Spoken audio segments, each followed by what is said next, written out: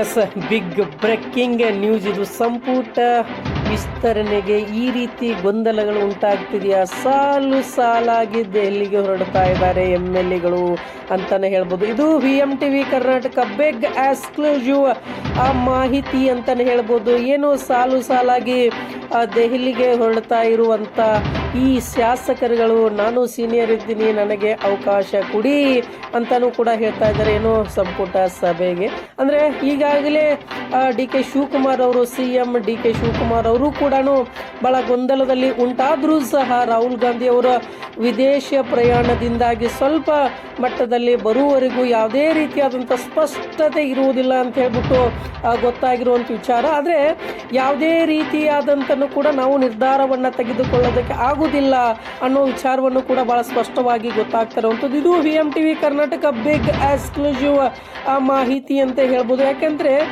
ಸಿದ್ದರಾಮಯ್ಯನವರ ಸಂಪುಟ ಸಭೆಯಲ್ಲಿ ಒಬ್ಬರಿದ್ರು, ಆದರೆ ಈಗ 3-4 ಜನಕ್ಕೆ ಅವಕಾಶ ಕೊಡಬೇಕು DK ಶಿವಕುಮಾರ್ ಅವರ ಸಂಪುಟ ಸಭೆಗೆ ಅನ್ನೋದು ಆ ಮಾತುಗಳನ್ನು ಕೇಳಿ ಬರ್ತಾ ಇರುವಂಥದ್ದು. ಆದರೆ ದೆಹಲಿಯಲ್ಲಿ ಶಾಸಕರುಗಳು ಅಲ್ಲೇ ಮನೆ ಮಾತಾಗಿ ಅಲ್ಲೇ ಕುಂತಿರುವಂಥ ವಿಚಾರಗಳನ್ನ ತಾವುಗಳು ನೋಡ್ತಾ ಇರ್ಬೋದು. ಆದರೆ ರಾಹುಲ್ ಗಾಂಧಿ ಅವರ ಬಂದ ಮೇಲೇನೆ ಮುಂದಿನ ವಿಚಾರ ಏನಾಗುತ್ತೆ ಅನ್ನೋದನ್ನು ಕಾದು ನೋಡ್ಬೇಕಾಗಿರುವಂಥದ್ದು. ಯಾಕೆಂದ್ರೆ ಜಾತಿ ಆಧಾರದ ಮೇಲೆ ಕೇಳ್ಬೋದು, ಆಮೇಲೆ ನನ್ನ ಜನ ಬೆಂಬಲದಿಂದ ಕೇಳ್ಬೋದು, ಕ್ಷೇತ್ರದಿಂದ ಕೇಳ್ಬೋದು.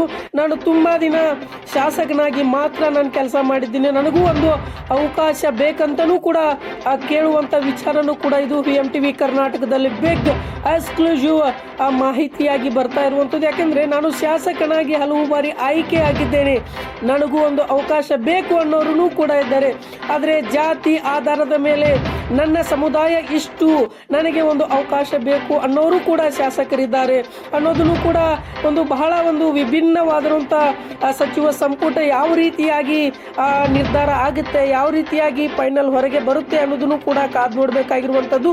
ಯಾಕೆ ಈಗಾಗಲೇ ಮಾಜಿ CM ಸಿದ್ದರಾಮಯ್ಯನವರು ಮತ್ತೆ DK ಶಿವಕುಮಾರ್ CM ಅವರು ಕೂಡ ದೆಹಲಿಗೆ ತೆರಳಿರುವಂಥದ್ದು. ಆದರೆ ರಾಹುಲ್ ಗಾಂಧಿ ಅವರು ವಿದೇಶ ಪ್ರಯಾಣದಲ್ಲಿ ಇರುವ ಕಾರಣದಿಂದಾಗಿ ಅವರು ಬರುವವರೆಗೂ ಎಲ್ಲರೂ ಕಾದು ಇಡಲೇಬೇಕಾಗಿರುವಂಥ ವಿಚಾರ ಇದು. ಇದು VMTV ಕರ್ನಾಟಕ ಬಿಗ್ ಎಕ್ಸ್ಕ್ಲೂಸಿವ್ ಮಾಹಿತಿ ಅಂತಾನೆ ಹೇಳ್ಬೋದು. ಯಾಕೆಂದ್ರೆ ಈ ರೀತಿಯಾಗಿ ಸಾಲು ಸಾಲು ನೋಡ್ತಾ ಇದ್ದಾಗ ಶಾಸಕರುಗಳಿಗೆ ಅವಕಾಶ ಬೇಕು, ಇದನ್ನೆಲ್ಲ ನೂತನವಾಗಿ ಆಯ್ಕೆಯಾಗಿರುವಂತ ಏನು DK ಶಿವಕುಮಾರ್ CM ಅವರು ಯಾವ ರೀತಿಯಾಗಿ ನಿಭಾಯಿಸ್ತಾರೆ ಅನ್ನೋದನ್ನು ಕೂಡ ಒಂದು ರೀತಿಯಾಗಿ ಕುತೂಹಲ ಆಗಿರುವಂಥದ್ದು.